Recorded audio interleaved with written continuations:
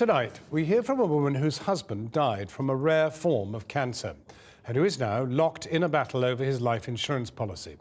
When Nic Hughes died, aged just 44, his wife, Susannah, expected a £100,000 payout to help provide for her and their 8-year-old twins.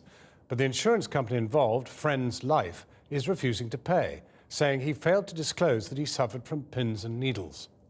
Nic Hughes and his wife, Susannah, took out life insurance 3 years ago in the knowledge that their family would be looked after financially if ever the worst was to happen, or so they thought. Last Christmas, Mr. Hughes was diagnosed with gallbladder cancer, and in October he died. But the company, Friends Life, refused to pay up because it said he had failed to make full disclosure on the application form. He had declared that he suffered from a condition called colitis, but he failed to tick the box which asked if he'd ever suffered from pins and needles, a common side effect of the condition. Now, doctors agree colitis played no role in the cancer. One doctor described the decision as cruel. In a statement released today, Friends Life said, "It is clear in this case that medical symptoms were not disclosed in response to detailed questions on the application form which, had we been made aware of them, would have meant we could not offer cover. The resolution of this case is a private matter for the family involved. We have continued to liaise with them directly during this difficult time and are currently discussing the financial support that we may be able to offer."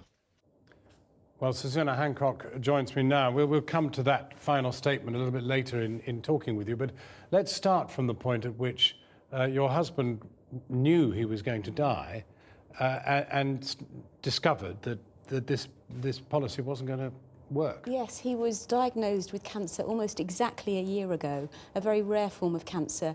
And, for the 10 months leading up to when he died in October, for much of that time he knew that Friends Life had come back to say that they weren't going to honour the insurance policy that we took out in good faith. And it had a hugely traumatic effect on him and on myself and my twins, because we knew all the time that they weren't going to pay out.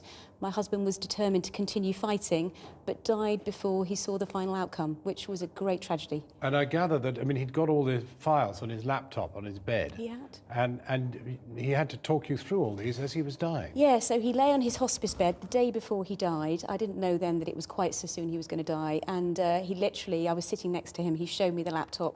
He was pointing out all the files where he left all his documents. And I've had to pull all of that information together with the help from friends to pull our submission that we'll be making to the Ombudsman very shortly. But, I'm in stages of grief. I'm trying to help my kids. I'm back at work. It's been exhausting, absolutely exhausting. But do they have any justification in that your husband didn't tick this box on pins and needles? I am adamant, as was Nic, that he made full disclosure on everything.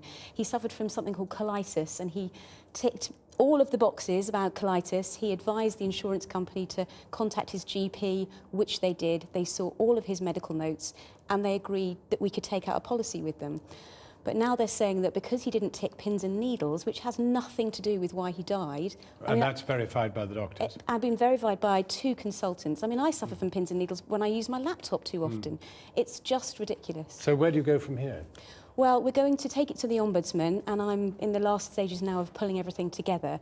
I really just want Friends Life to honour the policy that we took out in good faith and really just to do the right thing. I'm just asking them to do the right thing.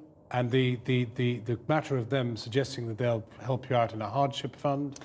They've made what feels like a very demeaning, minuscule offer that they're saying is a hardship fund, which somehow is supposed to make up for the horror that we've been through. It's demeaning, frankly. Susannah Hancock, thank you very much indeed for coming in. Thank you.